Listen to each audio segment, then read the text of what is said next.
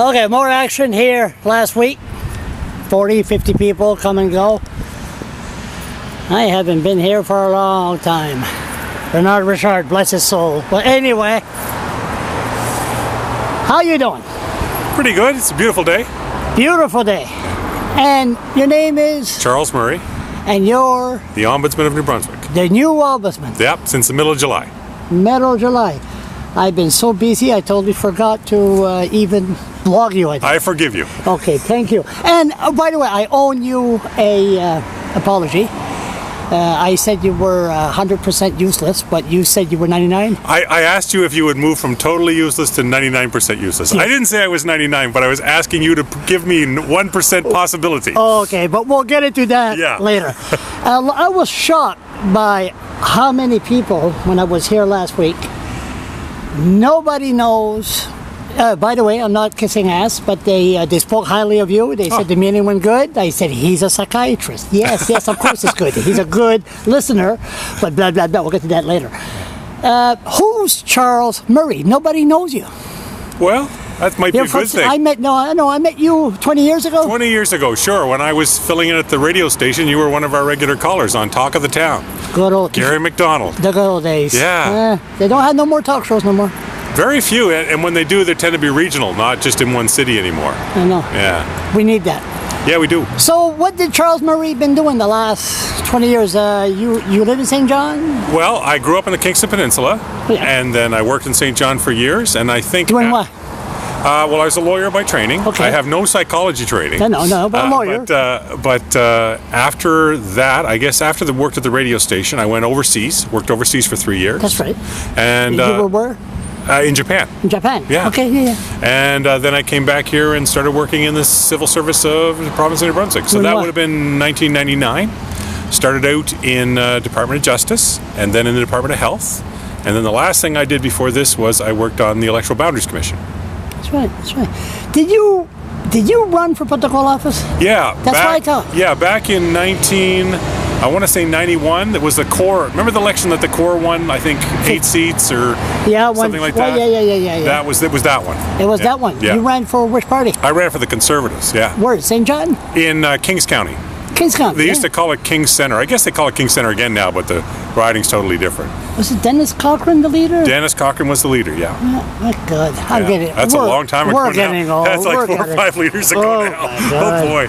We're getting old. Yeah. So, okay, so you ran for the Conservative, and you're married. And how many kids? I seen one. Cute little fella. Yeah, I got 2 twin boys. They turned 2 on Remembrance Day. 2? Yeah, very cute. Take after their mother. Yeah. Oh, of course. Oh boy, this interview is going to get rough. So anyway, so Charles Murray. Now I look at an ombudsman and I think about a senator, a judge, or whatever. Is who you know. There's no screening. Oh. How did you know David Allward? How did you get this job? Oh, that's interesting. Okay. Well, you may remember when Margaret Ann Blaney was named to the Efficiency New Brunswick portfolio. That day she was named to that portfolio was the same day that I was arrested at the legislature. At the legislature. I wanted to interview her, and the cops came and grabbed me. Okay, yes, I do. So you remember after that happened, there was a big controversy about that appointment. Yes. And then Dominic Carty of the NDP proposed we should make these appointments in a different way. So they brought a bill forward, and the Conservatives supported that, and I think the Liberals supported it too eventually. And what it does now is, for positions like this one, and there are a few others, like the Child and Youth Advocate is the same way now, it's now a panel of 4 New Brunswickers who take applicants from wherever, and then they put forward recommendations. So the people that interviewed me for the job were a judge of the court, an academic, the top civil servant in the province, and the clerk of the Legislative Assembly. So it was those 4 people that was the process that led to my being selected. I'm glad to hear that. Who was the trio of candidates? Is that secret, or? Yeah, I don't know who the other candidates were, actually, yeah. Can you investigate for me? Maybe we can let me know. Find out if proper procedure was followed. Obviously it wasn't. Yeah, I know. Yeah. There is something wrong here. That's right. My God, clearly, you got the job. Yeah, the proof of the process is they chose me. So I expect you to that would be my first complaint. Okay, so you got the job. You're ombudsman. I remember in 2003, the only reason I remember these dates, I was living in a tent in front of the legislature. I lived there for 6 months protesting against Ritland. And then I hear on the radio Bernard Richard was appointed ombudsman in 03 in December, in October. So then I said, Bernard Richard ombudsman. So okay. So then in January I showed up there. Now, I always say Bernard Richard has ADHD. He's full of energy. Oh, really? Oh, yeah. Okay. I mean, so I showed up in his office. My God, he was so glad to see me because he was bored to death. There was nothing else to do. Yeah. You know, Bernard is like to be in the limelight and the media. Okay, yeah. So he brought this title, ombudsman, to a level. Yes, he did. That has never been seen because you usually hear I'm doing more talking here, sorry. You only hear the title ombudsman once a year when you report in front of the legislative committee, and that's it. That's right. So after Bernard Richard is gone and you, like I don't say you're useless, 99%. 99%, yeah. So what do you plan to do? Well, that's interesting. You know, most of the work we do is behind the scenes. So I think a lot of the general public, they only see us every once in a while when we might have a public thing, and the rest of the time they don't know, they assume we're not doing anything or that we're totally useless, to quote somebody. But Bernard was much more extroverted than I am, and Bernard had an experience as a politician, as an opposition politician. So he really was much more interested in the media aspect of the job and raising the profile of the office, and that really raised the bar for our office and probably created some opportunities that didn't exist before that. So it's up to me now to decide what I want to do with those opportunities. I'm a little more introverted than Bernard is, but I still think he raised the profile of the office a lot, because before that it was very, very behind the scenes job, almost never in front of the camera, if you know what I mean. I added you on my email list, so you can send me an email if you want to interview. Never mind the Irving media. Never mind, don't answer that. So anyway, so we were here last week. Yep. And they talked to you about show gas. Yeah. And as an ombudsman, you went there yourself. Yeah, I was in the area anyway, and I just wanted to drop by to see what I had seen. You probably heard about this too. The night before was the night that fella got burned. So people had said different things to me about what had happened there. Did you watch the video I made with the guy that... Yeah, the interview with the guy, yeah. The TP? Yeah, so I thought to myself, and this is something I like to do myself, if I'm somewhere, I'd like to go there myself and see it with my own eyes, rather than have people tell me afterwards what they saw, because sometimes they don't give me a straight. So like the night before that, I was out at the poverty reduction meeting, and when you were there. Yeah, yeah. And you were there. Yeah, yeah. What were you doing? What were you doing there? At Willie O'Ree. Yeah, at the Willie. Yeah, and I'd sent some staff to some of the ones in some of the other places too, just hear what the people are saying, right? I hear there was not too many. We're jumping the gun here, ADHD style, going from one to shoot to another. Anyway, it don't matter. I'm not doing no part one, part two. Anybody want to listen to our bullshit? They will listen to our bullshit. Me and you. I hear there was not too many less fortunate at that meeting because it was on top of the highest peak of the city. There's no transportation. There was one at our table, but the table was mainly people who work in that area. So I think that's one of the challenges for sure, to get people to come out to that, because the woman who was at our table, she has kids. So it's not easy for her to be at that meeting, right? Somebody has to be watching those kids when she comes to the meeting, and she's got to get away there and get away back, and she doesn't have access to a car. And they should have put that, what I suggested, should put a meeting like that in everybody's social assistance check. Oh, yeah, to make it easy for them to go, yeah. No, have a pamphlet and say, hey, there's a meeting. Oh, yeah, to get the information out. What? People want to listen to me? Wow! Yeah. And that's true. Mentality I tell you, at our table, that's certainly the woman that was there at our table, she carried a lot of weight at our table, because it's fine for other people to say what they think, but to have somebody that's in the situation say, look, this is what would really help and this doesn't help, that's obviously, you got to give more credibility to that. God, I'm impressed so far. Maybe you run again for politics. After your term is up. No, anyway, never mind that. Don't answer. A lot of things don't answer. Okay, so you were at the blockade and you found out. Did you find out they have good food there? I didn't stay long enough to eat anything. No.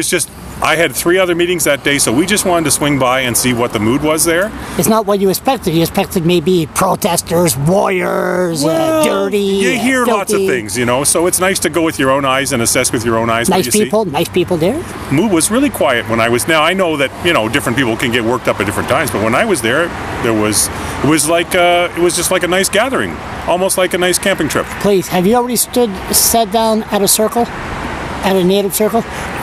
Yeah, I had occasion to do a small one once. Poor soul. It's there's a narrative tradition there that's my Irish ancestors would appreciate it, but you can't be in a hurry. Yeah, you definitely cannot be in a hurry. ADHD and circle do not. You need to give people time to get their story out. 8 hours of a circle. 8 hours. Well, I almost, you see the blockade, it was only one road. Yes. And what do you do with a person with ADHD for 8 hours? Oh my God, it was terrible. You're climbing the walls, were you? But they're doing good. It's to have different cultures, native and Acadian. Yeah. So this is the environment, show gas. And no, when they were all talking here, I found out one thing about you. That's one reason we're standing outside here. Do you have a electric car by any chance? Yes, I do. Do you have it behind there? It's I can take you for driving it someday, actually. It's not there now? My wife has it today. Your wife has it. I dropped the kids off today, so I took you drive a electric car? I do, yeah. Why is that?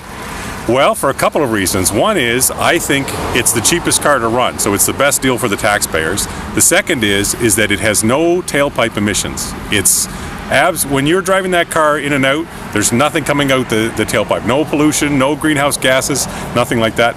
10 or 15 years from now, Charles, everybody's going to be driving those cars. They're most efficient, very cheap car to run. They're the future. So we have an ombudsman that's environmental minded. I hope so. Yeah. We will find out if you used. I found it so funny. Some people believe they send you a letter, and that's why I told the people, I call them idiots, but not idiots, non-educated people that don't understand the political process. Sure, yeah. And say to you, I don't like the government policy. Excuse me, that's why we have an election. Right. So exactly. Your job is to find out if proper procedure was followed. That's it. You can understand that, and I think some people don't. Well, part of it is people are just looking for someone who would support their position. So if they think they have a sympathetic ear with me, they're going to try to enlist me. But you understand that. Listen to you or talk to you? Well, either one, both. Usually the other way around. Okay, yeah, exactly. Go ahead. But you can understand that when you've got 4 non-elected people who selected me, the people who are elected aren't going to let me walk around and say, I'm overruling this, I'm overruling that. I mean, it's not a dictatorship. No. And if they ever wanted to choose me as emperor of the province, I wouldn't want the job, and people wouldn't want me in the job. No. So what we can do is we look at what government does in their processes, and we see if they follow the proper rules for what they're doing. So that's a smaller question, really, than the really big questions like the whole shale gas debate. That's a big, big issue. That's probably going to get decided at the ballot box, would be my guess. It's going to be a political mess after the next election. I don't even want to think about it. So, what the hell I want to say there? So if they say, no, so I'm not putting you on the spot, but I'm just saying, like, Louis Lapierre was a fraud. Don't answer that. But so if you have somebody that's not qualified to do a report, that means proper procedure wasn't followed, right? Well, that's something that we might look at. So we would say to ourselves, did the government check his credentials, and did his lack of credentials, or the fact that he has a doctorate but it's in something else, did that what have is he an impact? Anyway? I think he's a doctorate in education, doesn't he? Isn't that what his training is in? Is it? I think that's what it is. And it's not an environment, it's in education. I know, and he started with Frank McKenna. Did he? Yeah. I didn't know that. Him and J.K. Irving and Frank McKenna. Yeah, I know J.K. Irving, he spoke of in his favor. You probably saw there was a letter in the editor, and J.K. spoke up in his favor. Yeah, and, okay, go. So we would look at what happened with that whole report. What mandate was he given? How did he do his mandate? Did he go past his mandate? Those are all things we might look at.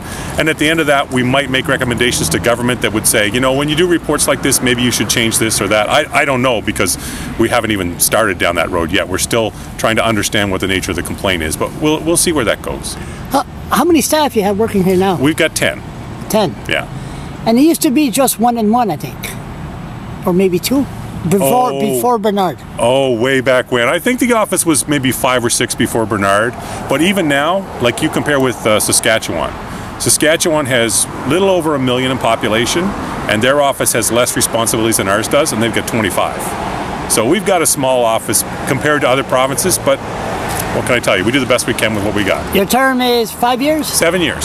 7 years. Non-renewable. Okay, hold it. Let's see okay, we just want to see the white ink. Oh, you're going to do it? Okay. This is the before picture? Yeah, exactly. Right. I want to see if it's like Jimmy Carter or Obama. Yeah, 7 years from now, come out in a cane and just, So the bottom line is, what do you think if I haven't been shot or arrested by the cops, if I'm still around and you're still around, what do you see yourself in 7 years, leaving that door or meet from somewhere else, and where do you think this office is going to be?